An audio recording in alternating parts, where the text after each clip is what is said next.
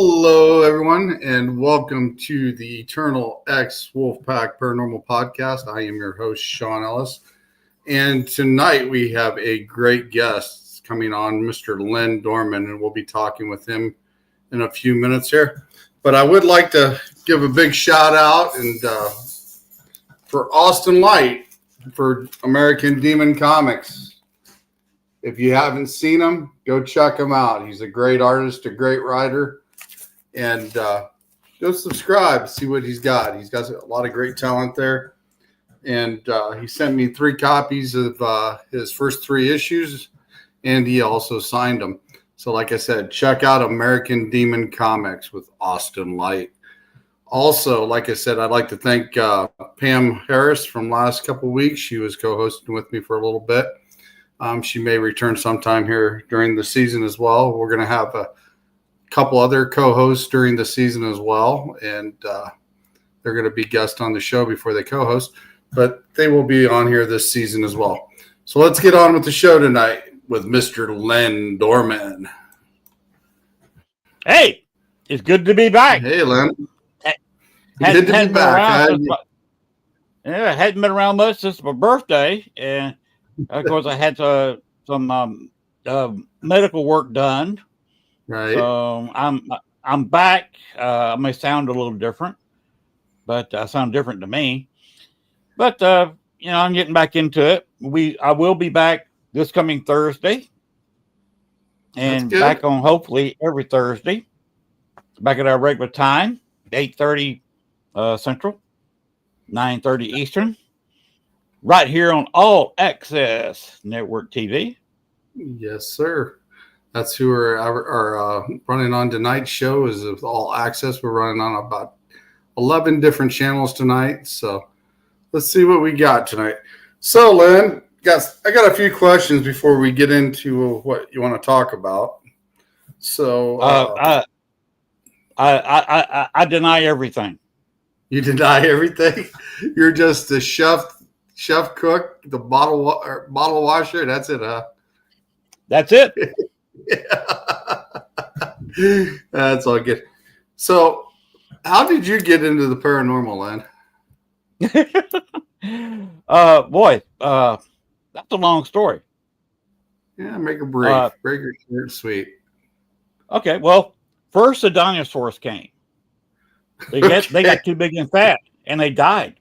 And then the Arabs came and started selling oil in the United States at inflated prices.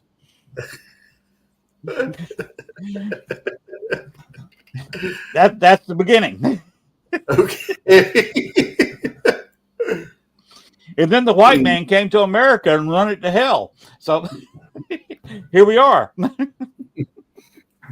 That's a little beyond you, but yeah.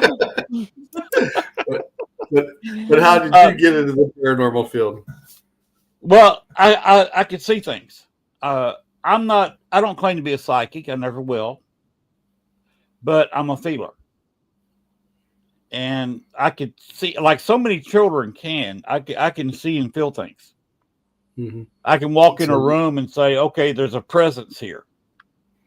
So you got the empath side of things. Yes. I'm from Columbus, Georgia, and our parents' house was not far from a creek. And we're right against the Chattahoochee River. And as anybody who studied Native Americans go, anywhere there's water, you had Native Americans. Mm-hmm. So they not only had the nearby river, there was also a nearby creek. So they had been there forever. It's kind of built around, but it was still there when I was a child. And Native Americans were bound to live in that hilled area, slightly hilled area where I was brought up. And I could see Native Americans moving around. And that's why I got into it, although I couldn't talk about it because we're talking about 60s, early 60s. Mm-hmm. It's not hip to talk about ghosts in the early 60s. Yeah, back then they thought, you were crazy or lost your mind. No, stuff then. Mm-hmm. It's just your imagination. It's how they wrote it off. They don't wrote it off. So I just kept it to myself. until Ghostbusters came out. And I I thought, oh, remember that. this may turn things loose a little bit. And then you started having some of the ghost shows on there. I said, okay, I got to find somebody else. And I was living in Chicago by then. I said, there's bound to be somebody else in Chicago that wants to get in this. And so I found some like-minded individuals and started officially ghost hunting about 21, 22 years ago in Chicago. Hmm. So I've been out ghost hunting with equipment for that long, well, over 20 years. Right. What's the most interesting place you've been to in Chicago, in that area, when you were investigating your ghost hunting? That's hard to say. Do you want to talk about the bar I was into when I ran into Bruno Rodi? Sure. Which is kind of exciting. Or do you want to talk about Bachelor's Grove Cemetery, which perks a few ears up, where a lot of the haunting there was just simply a woman trying to spend time with her firstborn child that is still buried in Bachelor's Grove. That's interesting. I've heard they've had quite a bit of activity there. I heard but there's a lot less going on. Mm-hmm. There's a lot less going on now than there was. Yeah, because somebody asked me if I've been down to that area, and I haven't been to Bachelor's Grove, but I've seen a lot of videos and some evidence that's come from there that's actually kind of interesting. Yes, it was more interesting before I discovered. Remember the white lady in Bachelor's Grove? Mm-hmm. I don't have a picture loaded up where I can load it up to you. That Dale Kazmarek group took many years ago, 1991, or he's either. There's a couple of years, I'm not even sure if he remembers the correct years, either 90 or 91, right? Where Judy Huff took the famous picture of the woman on the stone. Mm-hmm. They co-own copyright to it. You got to talk to both of them before you really talk about that, unless you give them credit. Right. And Dale and Judy let me talk about it or show the picture all I want to, because I've mentioned Dale Kazmarek and Judy Huff. As I've just done, about 5 or 6 times now for each one of them. Right. But that's where that photo came from. And took me 2.5 years of research and getting where Dale could not go, and found out who it was.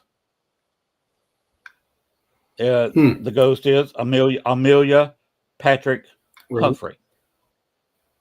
Interesting. And she has a reason to go there.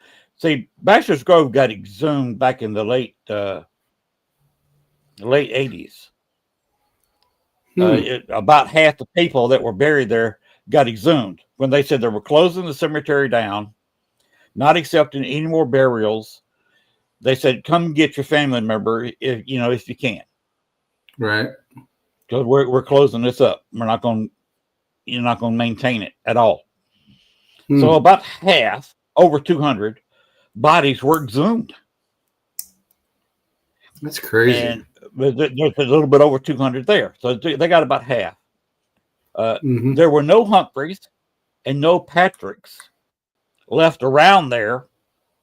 They'd all moved to California and Florida to exhume the Patrick plot, which is where Libby Mae Humphrey is buried. And people say, why is she buried there? Why is she buried in a Humphrey plot somewhere? The Humphreys founded another town and had paid for a cemetery plot in a brand new cemetery. But that cemetery was not available for burials until 1869. Libby Mae died in 1865. So what they did, they buried her in the Patrick plot, her mother's family plot that was in Bachelor's Grove. Their other kids, now they had another one die in 1871, not 19, 1871, that is buried in the newer cemetery with the family. But they never went back and exhumed her out of the Patrick plot. And what Amelia was doing is every evening, right at dusk, she would go in there, since the child died at 11 months and 4 days old, to get her and pull her out of there before the eviler, or should I say more evil, to be correct English, spirits came out at night. Because that cemetery changes. You can go in there during the daytime and it's fine. Everything seems happy. Sometimes it doesn't, but usually it's okay. Right. At nighttime, the place tried to possess you. It wanted an owner. And there's another reason besides me that the place is less haunted. The county is now maintaining the cemetery. They're cutting. They cut the weeds down and got it where you can actually see the ground in there now, to where it looks like a functional cemetery. And the desecration that went on from the late 80s when it closed till just a few years ago, before I left Chicago, it was being desecrated on a nightly basis. You had volunteers go in there and put the stones back on top, the headstone back up on the foundation stone, and within a week it's knocked back over, because the locals seem to think this is the right to manhood. You couldn't graduate from high school unless you went out there to Bachelor Grove Cemetery and kicked a stone over. Yeah, that's not right. Kicking stones over. That's and then gangs that go out there and put their colors and their graffiti all over it, and it was that's what caused a lot of the badness happening.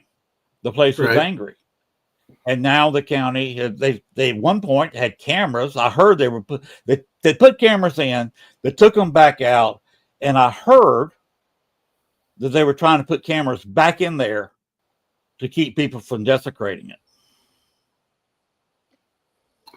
They shouldn't be in there tearing stuff up anyhow. Yeah, it was. They told people not to go in there at night. One, because you can't walk in Illinois' law. You can't walk into a cemetery after dusk. But is a cemetery that's closed and been closed for 20 years actually a cemetery? Does it qualify for a cemetery under that law? I always thought if you have the owner's permission. I always thought if you were actually buried on the property, it was actually classified as a cemetery to begin with.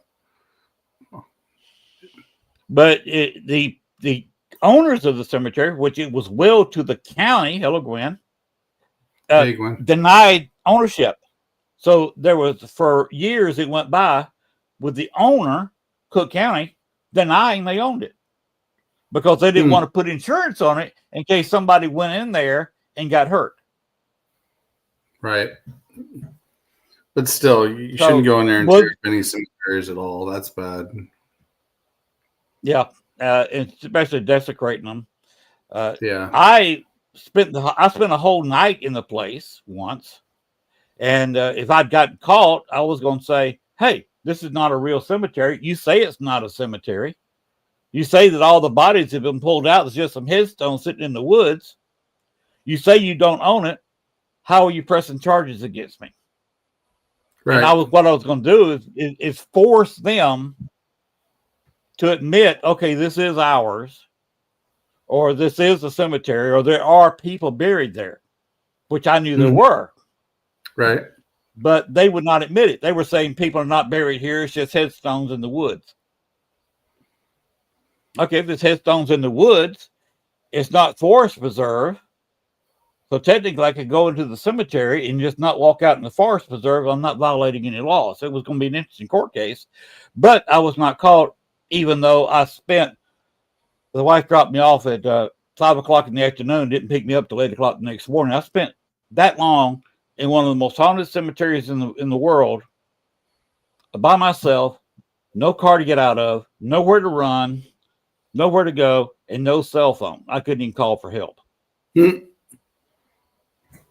Wow. Very few people would have done that, even if they had 4 or 5 friends doing the same thing. And I did it by myself. I probably would if I lived closer by, if I get down there. And one of these days I'm going to that's on my list anyway, to get down there. I also like to get down to. Go ahead. Yeah, I'd like to get down to Alton, Illinois too. I got a few friends down there. It's got a place that I want to check out as well. Well, if you go to Bachelor's Grove, let me know. And of course, there's no internet. There is no power in the cemetery. Don't bother taking a meter. I've seen a millimeter click once for a half a second. I've seen a K2 flash one light for a second, and that's it. In all my hours, which is hours and hours. And one time there was a conference at one of the picnic areas, and Dale was actually bringing tours in there, and he about every hour he'd bring in a tour of about 30 people to the cemetery, and I would go around talking about the different areas of the cemetery, and so I would sit there.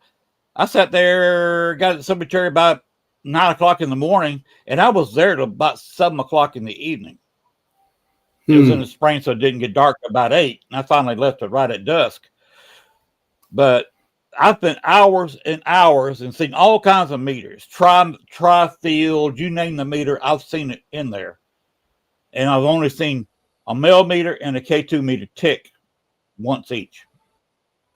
One little whoop, light flash. That's it. Don't bother taking a meter. Take a ghost box, or like I do, an Echo Box, or some kind of communications device like that. A pair of dowsing rods will get you further than a millimeter in that cemetery. I'll have to remember that. Definitely have to remember that. Because take your phone and get on the internet and let me know when you are. I'll get on with you, and I'll show you where to stand, where you might, if you're friendly, especially if I'm around, you might get Libby May to come in there and speak to you. It's a child's voice. If Amelia's around and you ask for her, especially if I'm around, you can flash my picture up on your phone or something. Amelia may come in there and she will tell you if she knows you know me. Because the only person I've heard her admit this to, excuse me, is Dale Kazmarek, because he got the original picture. Right. Because she knows that we are friends. He's the only one she's admitted to. Yes, and she said this flat out. He's got it recorded on his website, where she says, "Do you say, are you the white lady at Bachelor's Grove?" And she said, "Yes, I am." Huh, interesting. See, we've got the way I discovered it. Huh? We've got a lady in white at the Springdale Cemetery in the Peoria area. That back in the day, she was murdered in the cemetery, and I've actually seen her walking. I've actually seen her walking from a distance, and the old team, we got some SLSs of her, and etc. at the spot she actually died in. They also have the witches circle, at that cemetery, and I've got pictures of that too. A lot of people won't even go in there anymore because they've done rituals and blood rituals and all sorts of stuff there. And it's not cool that they're going in there and doing that and desecrating that area of the witches circle. I've even got pictures on my phone where people has done small sacrifices to animals, and that's just cruel. They shouldn't be doing shit like that. Well, I didn't get into that, but the same thing has happened at Bachelor's Grove. Yeah. I mean, they actually said there was another witches circle out there where the original was, and I took a team out there at the beginning of the year, and we went out there and walked through the timber and the whole 9 yards, and there's only one witches circle. So we walked through it, all through that timber area, walked to the back, and there is none there. There's only one witch's circle. And if you look from a distance, if you look from a distance from the circle too, there was also rumor the two brothers went there to hang himself, and one of them actually followed through with it, and you can actually see him hanging from time to time from the tree. It's in front of the witch's circle. Wow, that's a pretty haunted place too. Oh yeah. In Bachelor's Grove, the way I figured it out, like I said, I got someplace where Dale couldn't go, the Humphrey house. Right. And I took a picture of a photo that was taken in 1863. It was a wedding picture of Amelia Patrick and John Humphrey. And when I put the photos side by side, same dress, same hairstyle, same facial profile. I've shown it to people who have actually worked identifying faces on cameras. Mm-hmm. And they say it's the same person. And if you look at the dress, it's a very unique dress. The Dale Kaczmarek photo was taken by 35 millimeter high-speed infrared film. Mm-hmm. Of course, the photo taken in 1863 was the best photography they had in 1863, which is not saying a whole lot. But it's a darker dress with what looks like white spots all over, white dots all over, large white dots. Mm-hmm. And that's probably not the correct colors, but we're not talking about correct color photography anyway. So we'll never know what color or what two colors were on that dress. One's a darker color, one's a lighter color. That's kind of unique for a wedding dress. If you look at the picture on the stone, she's wearing a darker dress with big white dots all over. Dale Kaczmarek caught her sitting on that stone wearing her wedding dress from 1863. That'd be definitely interesting to see that picture. I'll send it to you sometime. I've got it on my other computer behind my desktop. I thought I had one. I misplaced it. So I went back last week using Canva. By the way, Canva is a nice little sponsor of my show and me. Canva does me a good job. If you look it up, look up Canva. Anyway, I just went there and put the two pictures side by side. Right. And you can tell, okay, this is the same cotton picking dress because they're in about the same exact pose. Oh, wow. That'd definitely be interesting to check out. For sure. It's an interesting little side-by-side photo, and that's how I found out it was her. And then I confirmed it by asking her. Then Dale confirmed it again after I'd left Chicago, and she said yes over a ghost box. Yeah, I like it when you get EVPs. I definitely like it when you get EVPs to confirm it. Mm-hmm. Yeah. John doesn't like me, and when he's appeared to me a couple of times, and he gives me a scowled look because I'm trying to scare me, but I don't scare very well. I don't do that, and I can't do running, not with my legs. But he doesn't like it because when I investigated, and I'm one of 3 people who have been in the Humphrey house on an official nighttime investigation. And only 3 of us, and one guy disappeared. I think he went to jail because you heard me saying earlier that some people are into ghost hunting for the sex, and he was one of them, and he disappeared. I think he got put in jail. The other one, he had a little bit nicer reason. He had a child. And you know how difficult it is. You got 2 car payments, you got a house payment, and then you have a baby. Oh, yeah. He didn't have any extra money. Being a paranormal investigator is expensive. Yes. And when you got 2 car payments, a house payment, and a new baby, you got to build the nursery, you got to buy all that stuff. Plus you got to pay all the medical expenses. He just didn't have the money, didn't have the time. So he was basically out of the paranormal. He was kind of fading away when I was in Chicago 10 years ago. but he was at my farewell party. We had a long conversation, but he hasn't done a whole lot since. He's a nice guy. I love you, dude. You know, if you see this, you know who you are. But anyway, I got in there in the Humphrey house, and I was investigating John Humphrey's room. You know, back then, husband and wife had 2 separate rooms. I was in his bedroom, and John Humphrey was only about 5'4".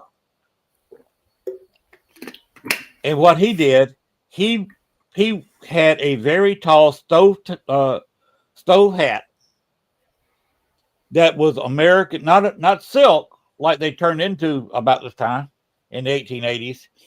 It was American beaver hat, and it was not a facsimile. It was not a hat they found somewhere else and put on his bed. It was his actual hat.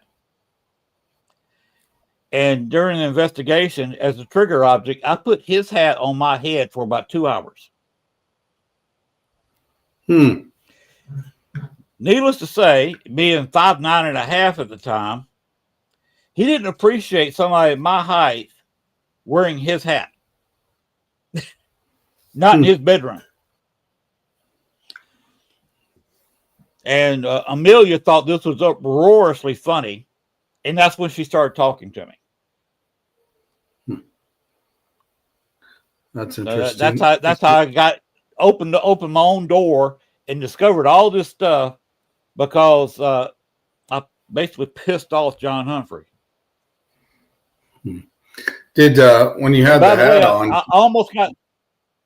Go ahead. I had the hat on. What? When you had the hat on, did you get any visions by any chance?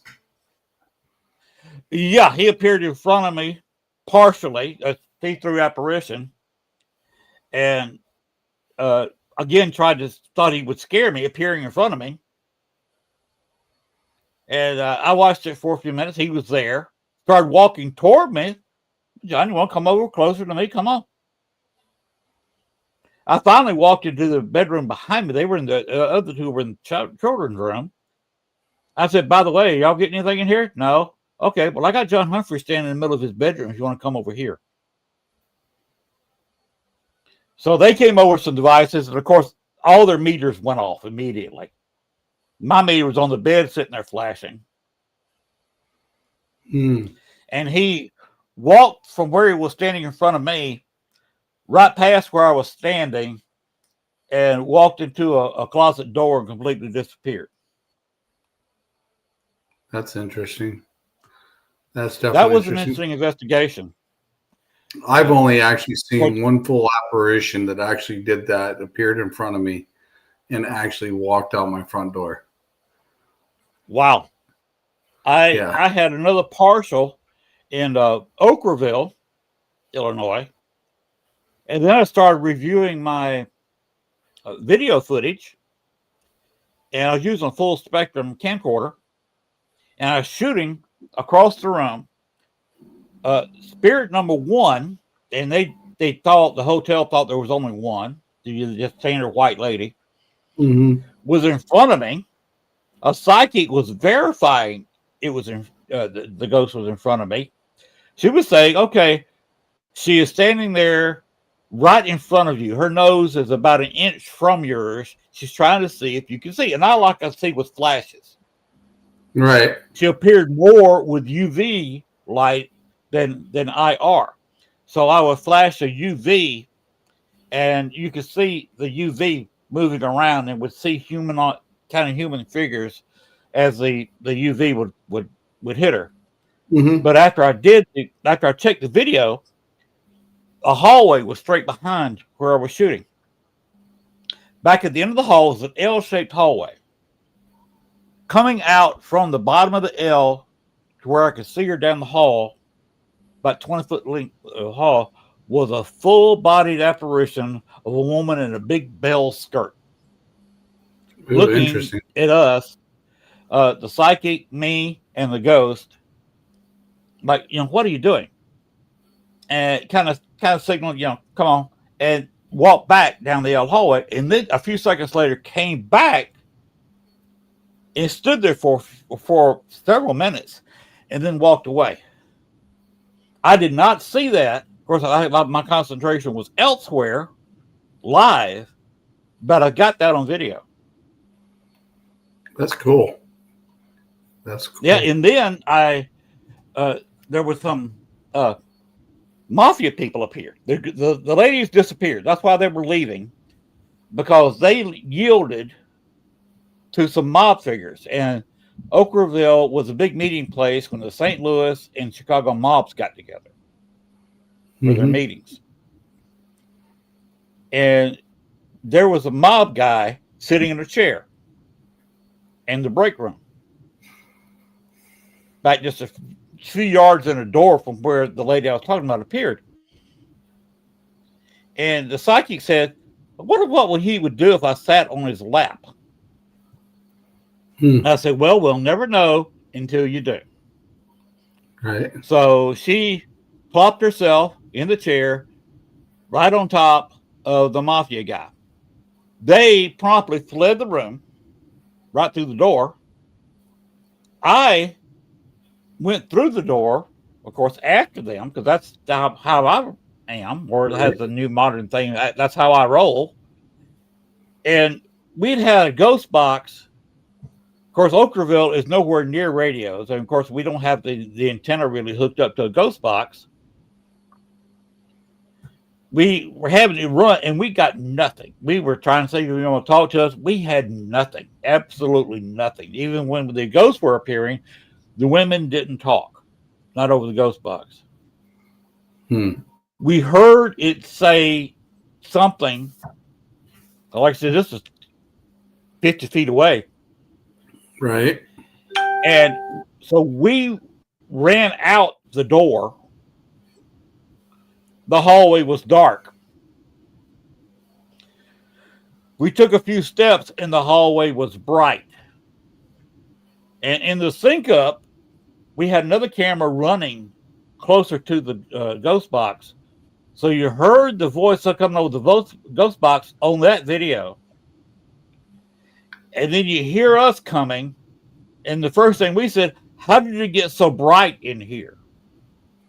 Right. Trouble is, several minutes passed before you hear us. We went through the same the mafia ghost apparently opened up a portal and took off to the other side. We went through the same door fast enough where we went into the portal and come out what seemed like to us a half a second later. Interesting. Except it was a lot brighter, but the videos don't sync up time wise. There's several minutes gap where you can see it get brighter in the room, and then you hear us. Right. And that was weird. Well, that's definitely an interesting investigation you had there. I know you got a few videos you'd like to talk about that we've got here at the bottom of our segment here. Would you like to talk about St. Pierre? First, before we go to the St. Pierre, why don't we do a little video from Lafayette? And this is the tail end of an investigation, an example of what you kind of run into during a public investigation, which unfortunately, being by myself down here in Arkansas, is the only way I can go and investigate unless I go absolutely by myself. Okay. So let's go ahead and which one would you like me to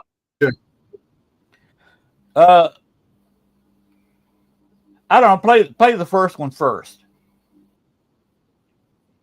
Okay, here we go. You ready? Yep. So, we had a bunch of lights on. I turned it on instantly, and I sat down, and my name came through it. And sometimes it alarms people, and it shouldn't. This is the inside of a church. It was nice and refreshing that my name. Hello, everyone. Hello, Susan Victoria. Thanks for sharing. Because they're understanding what I'm saying, and I'm communicating with them. So, Sanctum of Soul Everybody is in here as well. Hello, everyone. we seen what? The energy that we have, how it amplified that device. And the response that come through after we amplify that device will move. So there's some correlation with our energy and the energy on the other side, whether it's heaven, hell, purgatory, wherever we're hearing these voices from, works. So it was good to have that communication and have stuff come through some of the devices. I think you just described the plot too. I'm still got all the. They said they were going to kill me. No, I didn't say that. We did get FU, and it was real random. We were getting, we talked about baseball or something, and it started talking about bat and ball and some random stuff. So there's no time, so. Man, you really knocked it out of the park. Yeah, we did. But give it time in the future. If you do this again and you go out and investigate, try to hone in your skills. It sometimes gets boring. It does get boring. Humor is good, but give that time for stuff to answer and come through. And there's times where it may not, and that's okay because we don't always want to talk either, right? So, and I think on the other side, it's the same way. And we did, and I think a lot of people discover, I call it closed pattern. And I think when you That's cool. Eternal Paranormal is one of my friends. You can't hear, they're ghosts or the spirits are talking amongst themselves. And we did experience that a lot tonight too. I call it ghost pattern. I don't know. Different devices pick it up. Hey, if they wanted to be on my show and talk about their location, I welcome anytime they want to appear. The other spirit to ask me something. Like, just ask me. You know, don't go through that. So keep going what you're doing, keep going out, and sorry for you.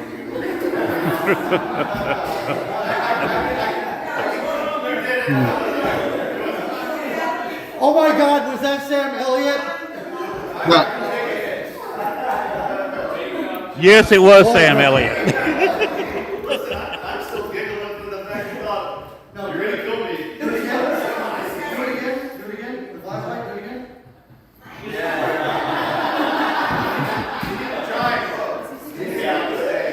Well, at least it wasn't a fart. So.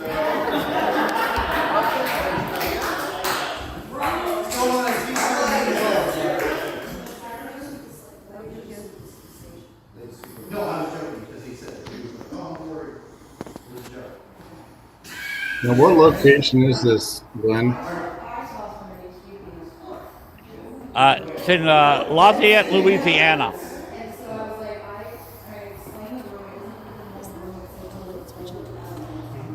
It's got several older houses and older church they're put together, for historic reasons.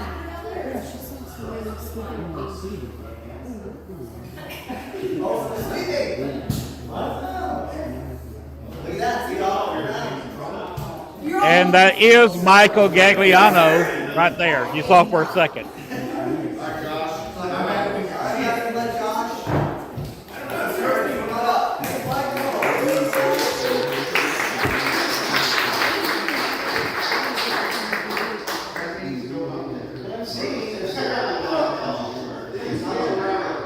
We had an incredible evening. We had a great group of people. Come on. Sarah.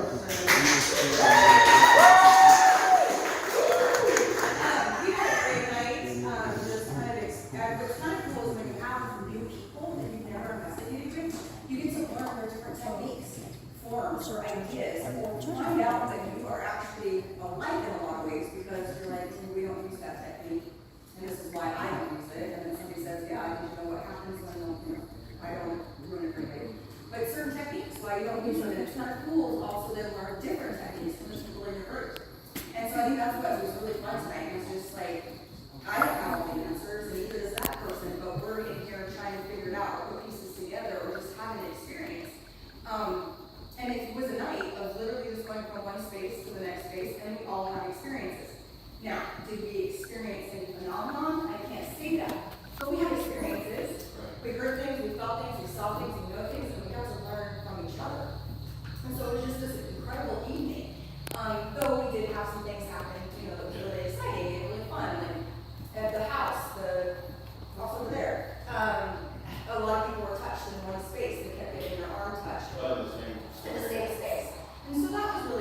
I see Derek is the one running the page for that. That's cool.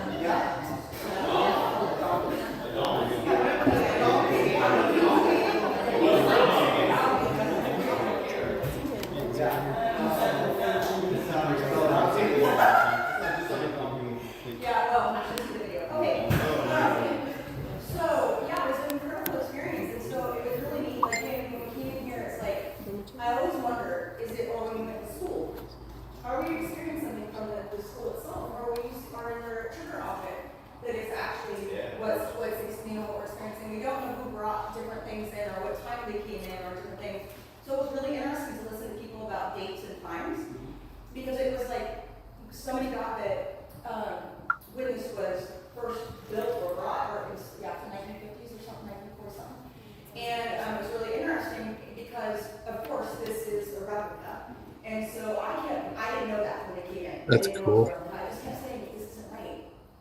This isn't right. Like, this isn't right. And I just kept saying, the bell tower isn't right, the bell tower isn't right. But that was my own experience. And so, again, it was just really cool to go to these different locations and ask those questions. Is it the carpet? Is it the bed? Or is it the actual space we're in? Or is it the property that we're connected to? Because I know we had some experiences of hearing some drumming in some different areas and things like that that are more connected to the earth than I would say one of these spaces or places. And so it was just a really awesome night of being able to learn new techniques and ideas and trying something new. I don't know how many, raise your hand if you tried something new tonight. One person. I did. It was weird. Nobody tried anything, seriously. You didn't try anything new tonight? Yeah, you didn't try anything new tonight. Of course, that's Michael, the goat man himself, getting a few laughs. Oh, I'm sorry. Maybe next time you guys will try something new. I guess it's short, but I did have a wonderful time, and it was an amazing experience. So that's all I have to say.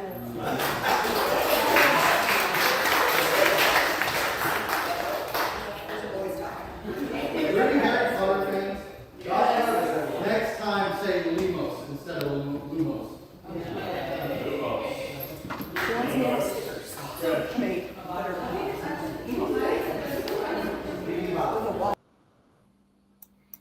Okay, go ahead and go to the second video because that's a little bit more.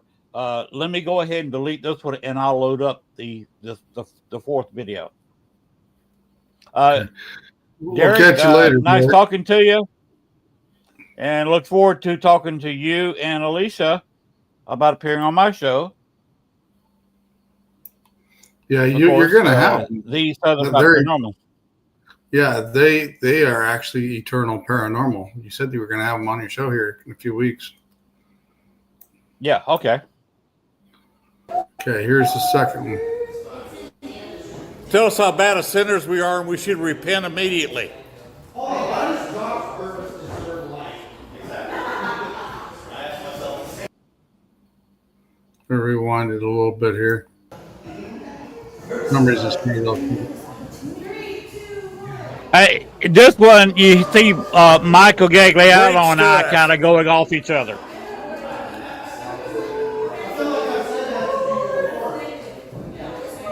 Looking forward to investigating with you guys, Derek, on the 20th. Tell us how bad of sinners we are, and we should repent immediately. What is God's purpose to serve life?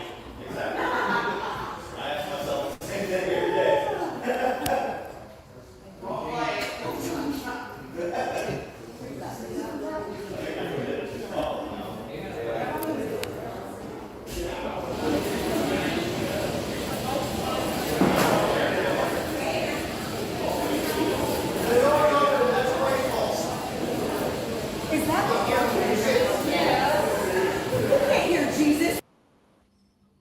Okay, that's it. That was one's kind of a done. short one. That was just Michael and I kind of going back and forth. We had some a lot of people from Paraflex that were down there leading the investigations. Had to bail one of the guys, I think it was Sam Brock out in one of the houses. The equipment he had with him just totally malfunctioned on our tour. I mean, it wouldn't work. So fortunately, I had my EchoVox. I fired up the EchoVox and automatically got responses. Hmm. We were That's about to write off 15, 20 minutes of investigation time, having nothing but just a discussion. But I pulled up my EchoVox real quick and fired it up, and we actually got interactive responses. Right. Now, we can go ahead and delete this video. Moving studio. Now, the next two videos are of the St. Pierre. Let me give you a little background on the St. Pierre. That's the main thing I wanted to do tonight. Because, you're going to notice I talk a lot about New Orleans. I have my reasons. You know what the reasons are. But I can't go public with the reasons. So, let me read you this from the St. Pierre. And this is official stuff. Put my old man glasses on. I can actually see it with the light on. Now, some of these French words, I don't speak French. And I'm not from New Orleans. I'm not a Cajun. So, pardon the pronunciation of some of these words. New Orleans was established in 1718 by Jean-Baptiste Le Mornay, Seigneur de Bienville. Bienville, I believe is the correct pronunciation. Who instructed that it be laid out in a neat grid to secure royal patronage. The outpost was named in honor of Philip II, Duke de Lorraine, the uncle and regent for Louis the 15th during his infancy. Most of the streets are named for members of the reigning Bourbon family. At the heart of the town was placed the Place d'Armes, or parade ground, now called Jackson Square. So see, the Jackson Square has a very long history. Because most towns had parade grounds. That's where they assembled their little guard that every little town had on the parade ground. That's where Jackson Square is now. New Orleans became the capital of the Louisiana Territory and was to extend France's domination along the Gulf of Mexico past the established but poorly managed colonies of Mobile and Biloxi. Colonists were lured to New Orleans by honest means and methods. The city soon became the major settlement in French America, bustling with industry and political importance. In 1762, at the end of the 7 Years' War, France ceded all her territory west of the Mississippi, including New Orleans. The city was remained under Spanish rule until 1800, when Napoleon forced Spain to return the Louisiana Territory to France. The city suffered two devastating fires in 1788 and 1794, which destroyed nearly the entire city. So that most of its oldest buildings in what we now call the French Quarter date from the very late 18th century. And we all call it the French Quarter, but it's actually the Spanish Quarter. A lot of the building designs, the beautiful awning work, are a Spanish design, not French. So it's kind of a misnomer. Everybody calls it the French Quarter. Technically, it was the Spanish Quarter because the French Quarter burned completely to the ground. With the Louisiana's purchase in 1803, suddenly New Orleans was part of the United States, at least in name, although the Creoles tried to have their lives as much as they always had. The change in nationality, of course, opened the doors to settlers from other parts of the American nation and from all over the world. Now, here we go. We jumped at 1781. Well, one of the buildings known as the Perlou Building was erected for Gabriel Perrault, I guess the correct pronunciation, de la Roche-Mauvive, my French is horrible, a native of Montaigne, France. The building originally stood on a family plantation on Bayou Road, which Gabriel Perrault had purchased in 1777. Only a few years after they moved to the Perrault inhabitation, French word for plantation, habitation, kind of makes sense, or family property, Gabriel commissioned a new house to be built in early 1780. It was typical French Creole fare, constructed in the briquette entre-porteaux, or small brick between posts, architectural style. The bricks were made of Mississippi River mud, Spanish moss, and horsehair. This architectural style was most common in Louisiana during the 18th century, although very few examples of it still survive today in the French Quarter. Gabriel was a French gentleman who had few decisions in a moment's notice. The French were not even were not fully completed before he had builder Maurice Milon dismantled the structure and rebuilt it where it stands today at 911 Burgundy Street. He was building a house that was about 3/4 built, and he told the builder to stop what he was doing, tear the building down piece by piece, and rebuild it across then New Orleans. Not across town as it exists today, but across town then. So he had to tear it down, haul all the stuff across the town, and rebuild it where it is today.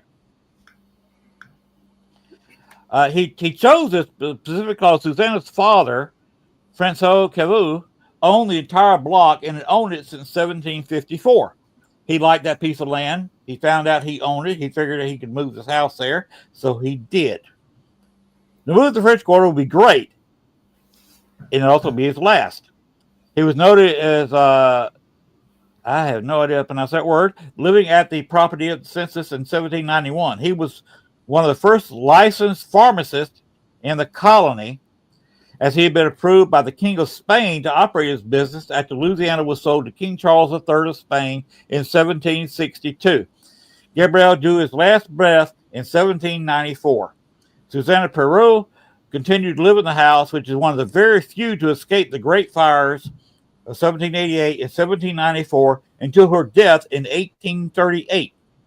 The family owned the building until 1850. The Perraults remained one of the most prosperous families in New Orleans for years.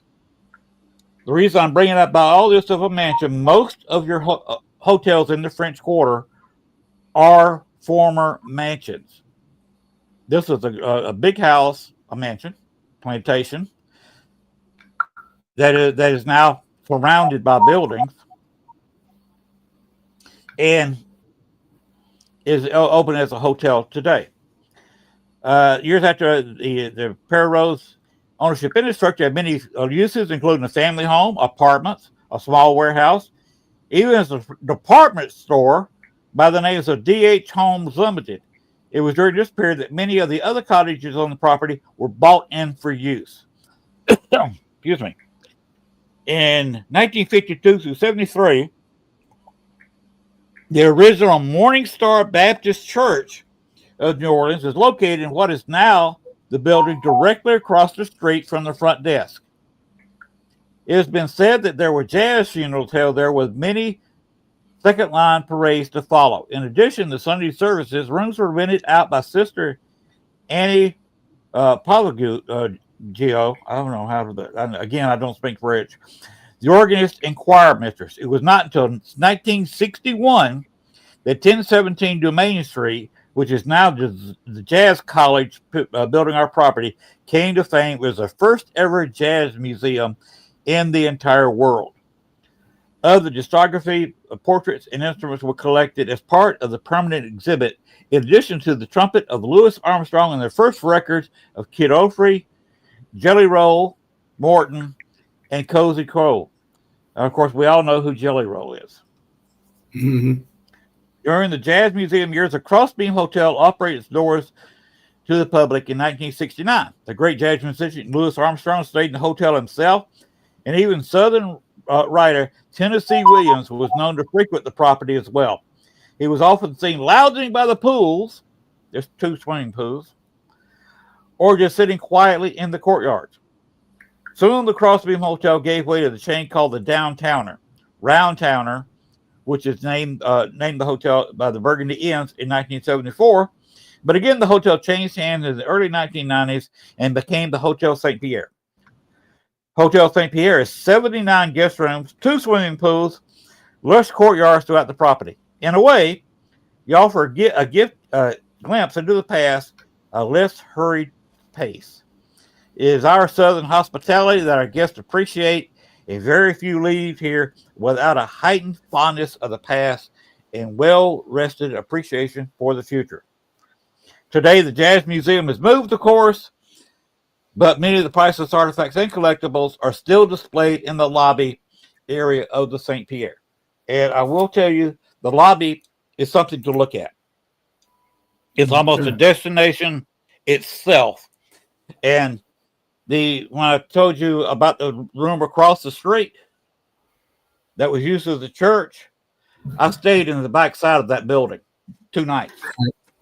Right. And, All right. What I like to do now is to play one of those, the first of the 2 videos. Go ahead and do it. You see me actually inside this building that used to be a church. Okay, here we go.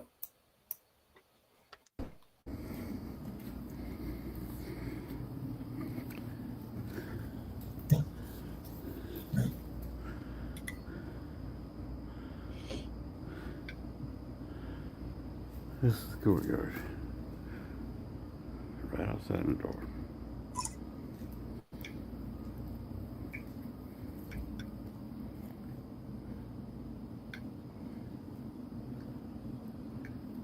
That's the back side of the building I was in there. This is a building back behind it.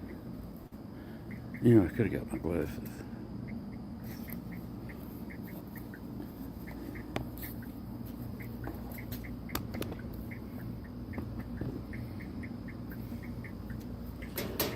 The building you see in front of me was actually, at the time, under construction.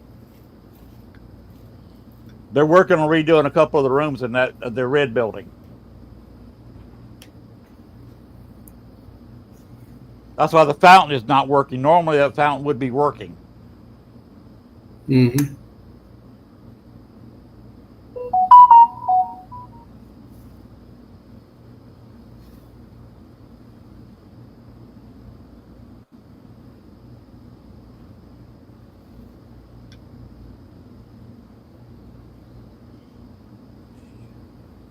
You could go ahead and skip a little bit if you wanted to.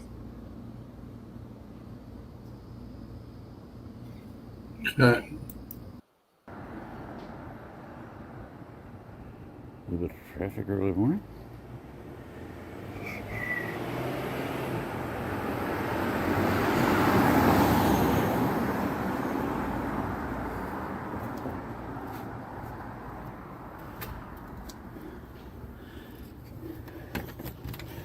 This is the lobby I was telling you about.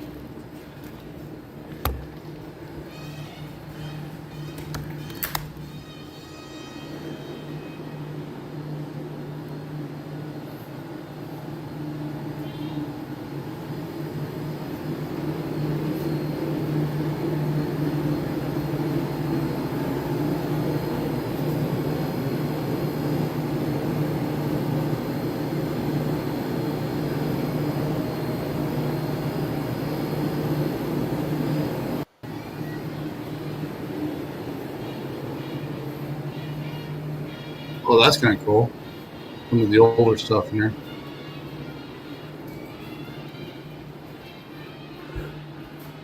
What's wrong when you watch TV or eat inside? Of course, you're playing brochures.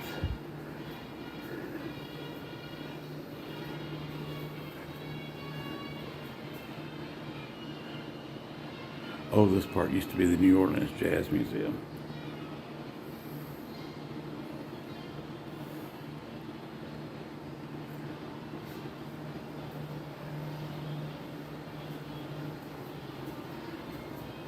I assume those are all the people that's been there before, right?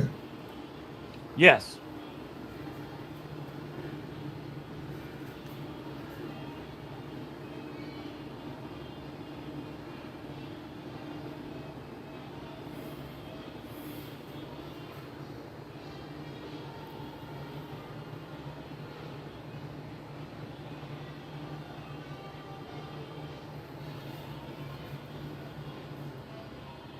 I didn't hear it stay too long on the pictures. If somebody wants to read the plaques and stuff, they can pause the video.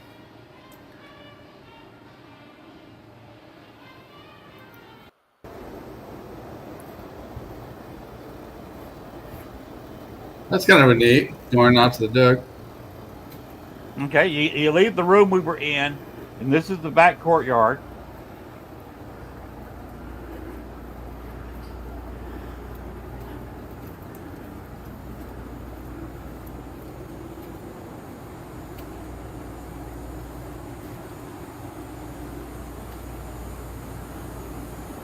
And so you can stay in rooms right there on the ground floor.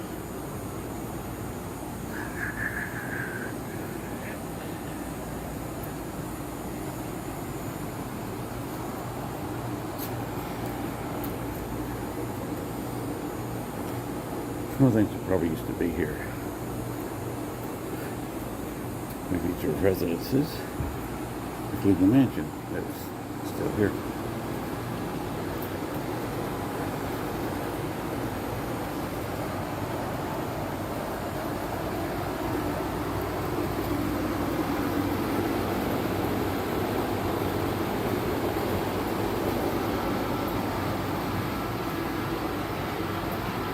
Anything happen out by the pool?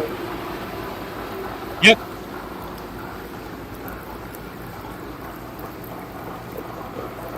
The other pool.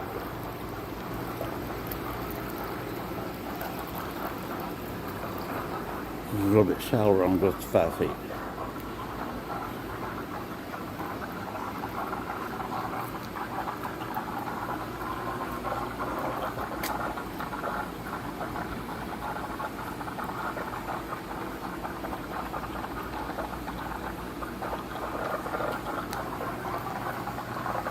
That's where it just came from.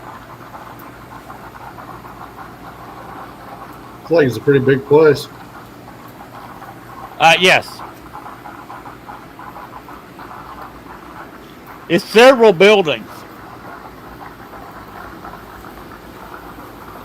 There's actually several houses put together with the old mansion and the old museum.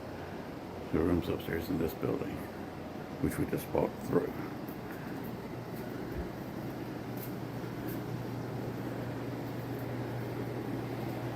Yeah, rooms there. Oh, there it opens up direct.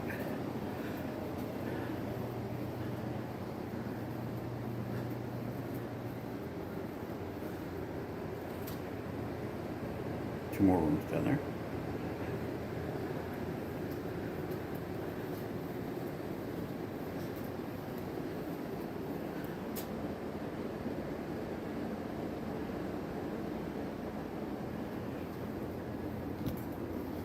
Looks like it's kind of an interesting place. It's a very interesting Room place. 300. Not creepy at all.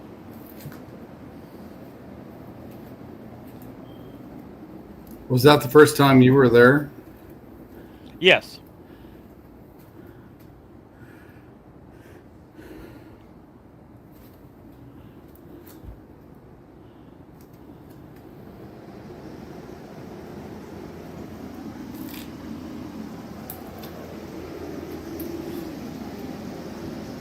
Couple of rooms up there.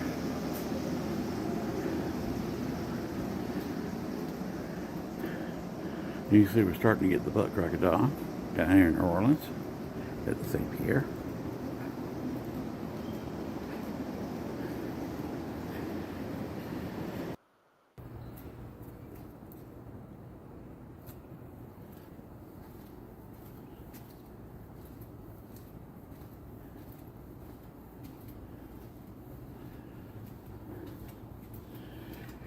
And these people not only have out their front door to go, they also can get out. That is a locking door.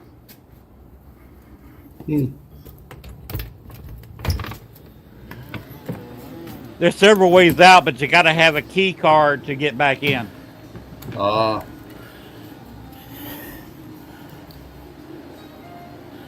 back out to the lobby.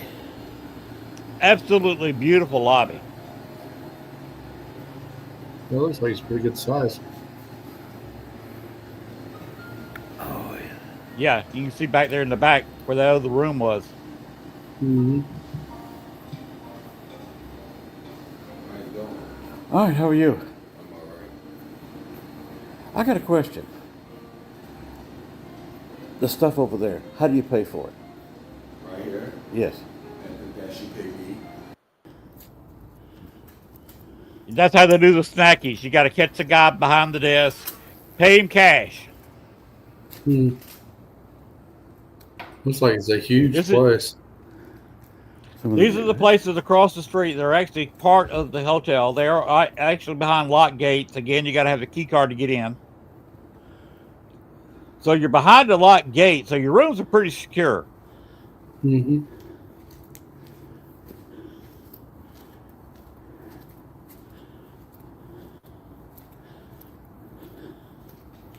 That'd make a heck of a video game. Yeah. It's kind of a maze. A lot of nooks and crannies. That's a quick tour.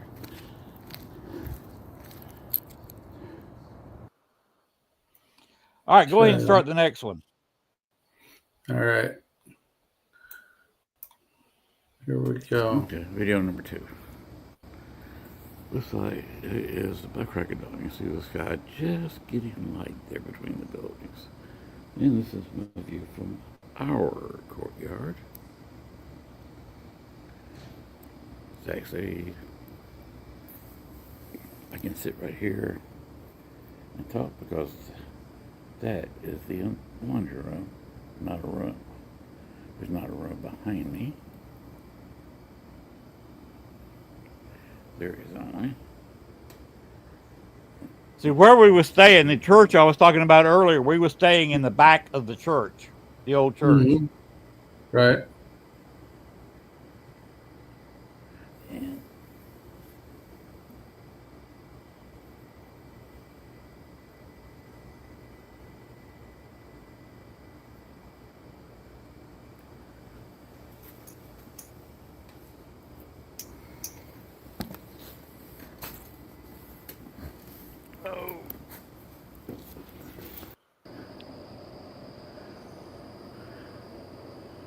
And that's what's being nuts falling.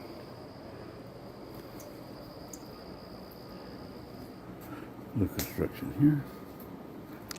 Some of the stairs from the labyrinth before. No kiln. Yeah, they got all kinds of old equipment scattered around. And remember, this is right outside room doors. Although this red building wasn't occupied, they're working on the rooms. Hmm. And this is how we had to walk to our room.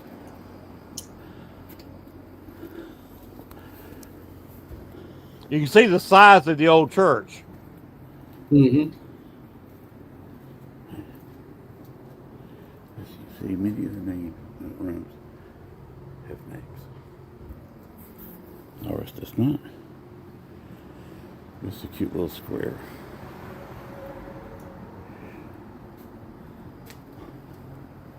Well, it Had looks all like these nice look.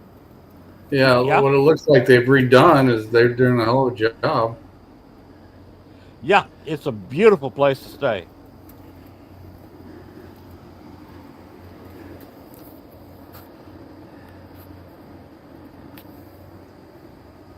This is why New Orleans is so haunted. You've got all these older buildings all crowded together and all kinds of energy with everything that goes on in New Orleans. And Right. basically any room you stay in is going to have a ghost in it. Okay, video number 2. Oh, it jumped. It jumped there for some reason.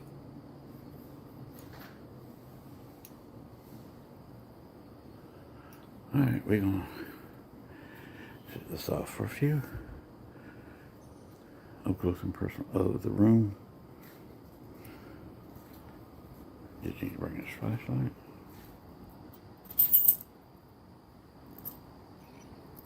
That's actually a pretty But cool we're gonna place. go to another camera, another view. All right. Video number 2, St. Pierre, New Orleans, Louisiana. Pretty cool place. It was an absolutely amazing. It's an amazing place to stay, especially during the off season. The rooms aren't that expensive. Down in Mardi Gras, of course, you're gonna pay 3 prices during Right. Mardi Gras, or the Super Bowl, or the Sugar Bowl. In the first video, toward the end of it, you saw me walking towards the across street. Right. Right across the street is one of the oldest and most famous grocery stores in New Orleans.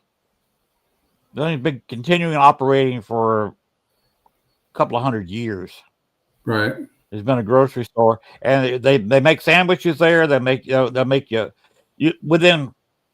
You can see where I was staying in the room or the lobby. You could walk there in 2 or 3 minutes and go get you a sandwich for lunch, or if you want to do something in your room, it's a small grocery store. Prices are good because they don't have a whole lot of overhead, and they're an historic building themselves. So you've actually got a place where you can get a poor boy or whatever right there, 2 or 3 minutes walking distance from the lobby. So it's a great place to stay. Staying in one of the rooms is interesting. Of course, you can go in and stay in the main building, and you got 2 swimming pools over there, and you can actually stay in a room where your door is 10 feet from the pool. That's cool. Well, Len, it's about 12 after. We got some ads we're going to run here for our network here real quick. So we're going to start off with All Access Network one here. So here we go. All right. I got a hair in front of my eyes.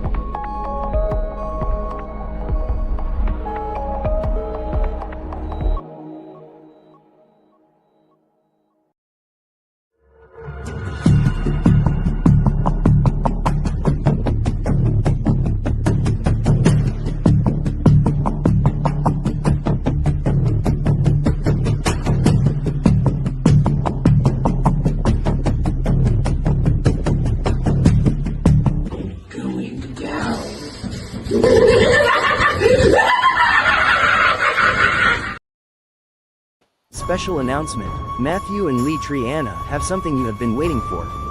You asked for it and now you got it. Victorian Ghost Files, Between Heaven and Ectoplasm. Special thank you to Thomas Gormley for writing the foreword. Have you wondered about Victorian ghost hunting? It is time to find out. Next, the book, Haunted Objects, Possessions That Won't Die, is about cursed, creepy and dangerous artifacts that refuse to rest. Foreword by John Zaffis, The Haunted Collector. Both books now on Amazon. Matthew and Lee Triana Brown have something you've been waiting for. You asked for it. Now, you got it. Haunted Objects. Possessions That Won't Die, the chilling new book that dares to uncover the cursed, the creepy, and the downright dangerous artifacts that refuse to rest. From possessed dolls to deadly heirlooms, this book dives deep into the real stories behind haunted items that have terrorized families, baffled investigators, and defied all logic. And guess what? Featuring a foreword by none other than John Zaffis, the paranormal godfather, the haunted collector. This isn't just a book. It's your personal portal into the world of the unseen and the unforgettable. Available now on Amazon. Haunted Objects. Possessions That Won't Die. By Matthew and Letriana Brown. Some spirits attach to people. But these? They attach to things. Order your copy before it finds you first.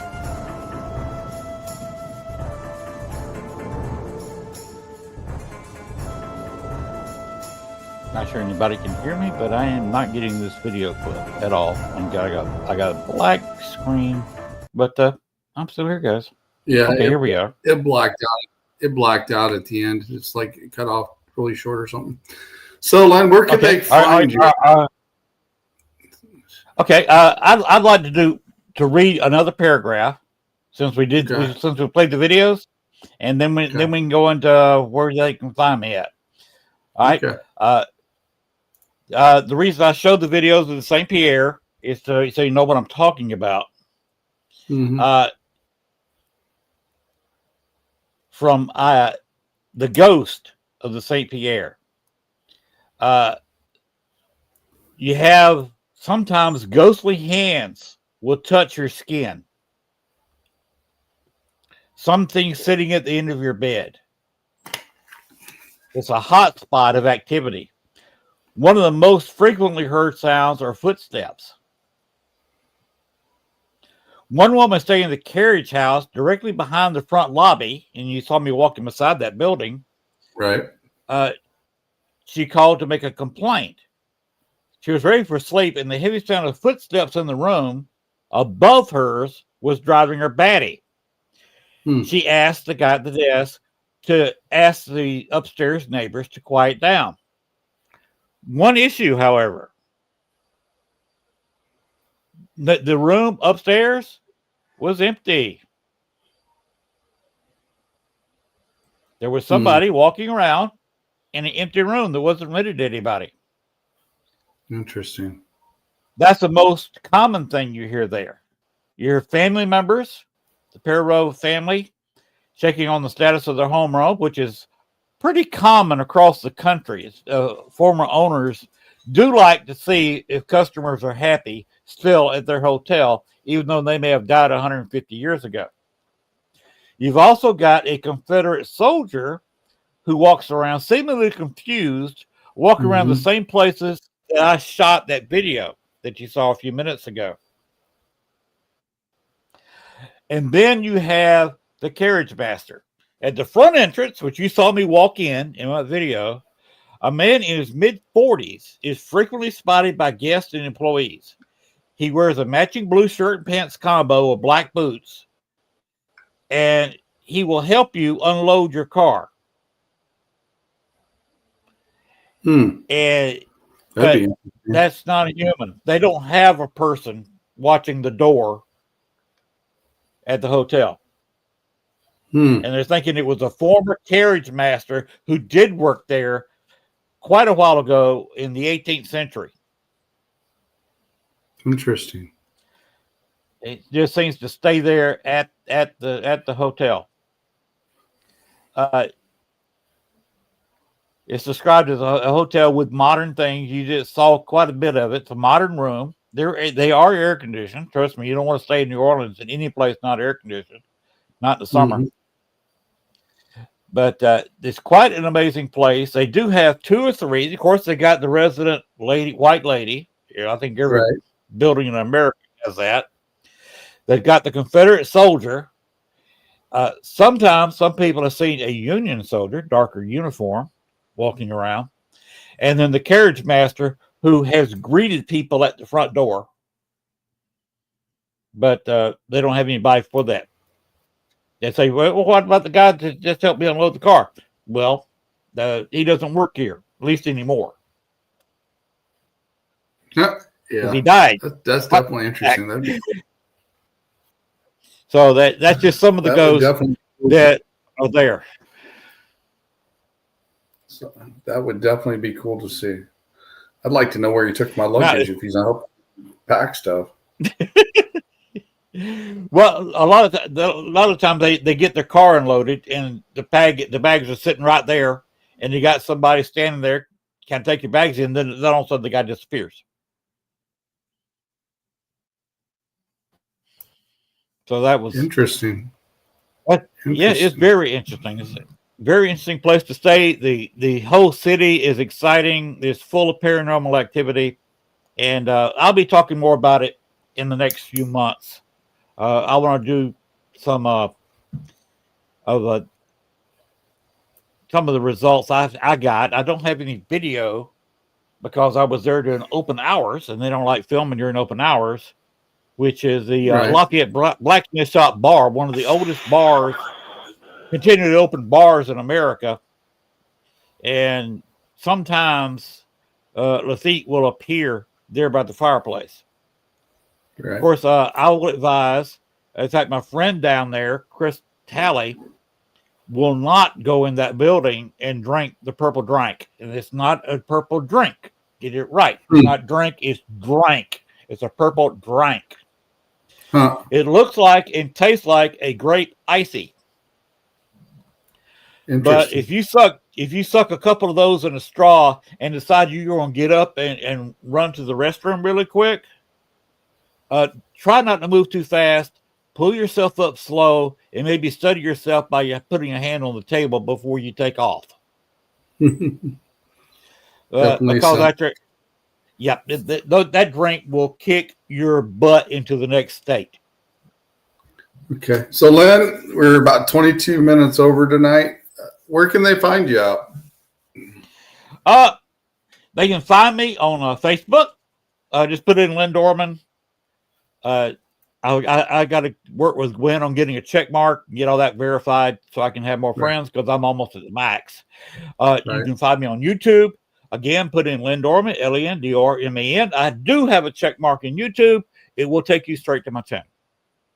Awesome. I'd like to thank you for stopping by and sharing some of your stories tonight. It was great talking with you. And I'm going to end out the show here real quick.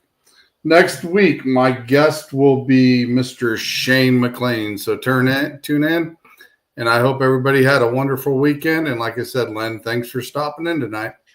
Hey, I appreciate you having me. And I will be next Thursday on this network, 8:30 Central, 9:30 Eastern, right here on All Access Network. Looking forward to seeing you back, Len. Have a great night, everybody. Good night.